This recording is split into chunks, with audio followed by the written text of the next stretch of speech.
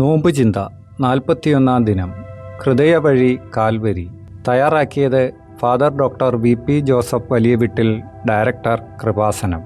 വീണ്ടും ചെളിയിൽ ഉരുണ്ടാൽ. വിശുദ്ധ പത്രോസും വിശുദ്ധ പൗലോസും ആദിമസഭയിൽ നേരിട്ടിരുന്ന വിഷയങ്ങളിലൊന്ന്, ക്രിസ്തുവിനെ അറിഞ്ഞ് മാനസാന്തരപ്പെട്ട് വിശുദ്ധ ജീവിതത്തിലേക്ക് വന്നവർ ഒരു പ്രത്യേക സാഹചര്യത്തിൽ പഴയ ജീവിത രീതികളിലേക്ക് മടങ്ങിപ്പോകുന്ന പ്രവണതയായിരുന്നു. ഹെബ്രായ സഭയിലും ജെറുസലേം സഭയിലും തുർക്കിയിലും സ്മിർണയിലെ സഭകളിലുമൊക്കെ ഈ പിന്തിരിഞ്ഞു പോകുന്നവർ സഭയുടെ ആശങ്കയായിരുന്നു. നമ്മുടെ കർത്താവും രക്ഷകനുമായ യേശുക്രിസ്തുവിനെക്കുറിച്ചുള്ള അറിവ് മൂലം അവർ ലോകത്തിൻ്റെ മാലിന്യങ്ങളിൽ നിന്ന് രക്ഷ പ്രാപിച്ചതിന് ശേഷം വീണ്ടും അവയിൽ കുരുങ്ങുകയും അവയാൽ തോൽപ്പിക്കപ്പെടുകയും ചെയ്യുന്നെങ്കിൽ അവരുടെ അന്ത്യസ്ഥിതി ആദ്യത്തേതിനേക്കാൾ മോശമായിരിക്കും. 2 പത്രോസ് 2:20.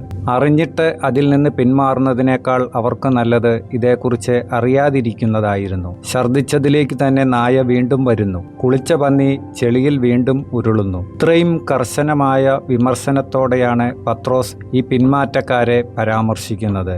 വീണുപോയാൽ അവർ മനഃപൂർവ്വം ദൈവപുത്രനെ കുരിശിൽ തറയ്ക്കുകയും അധിക്ഷേപിക്കുകയും ചെയ്യുകയാണെന്ന് ഹെബ്രായ ലേഖകനും, പിന്മാറുകയാണെങ്കിൽ എന്നതിന് പിന്നാലെ പത്രോസും തങ്ങളുടെ ലേഖനങ്ങളിൽ പറയുന്നത് ഒരേ കാര്യമാണ്. പൗലോസ് വീണ്ടും വീണുപോയവരുടെ ഇരിഞ്ഞമരലിനെ കുറിച്ച് പറയുമ്പോൾ പത്രോസ് പറയുന്നത് നായ ഛർദ്ദിച്ചതിലേക്ക് തന്നെ വീണ്ടും വരുന്നു എന്നതാണ്.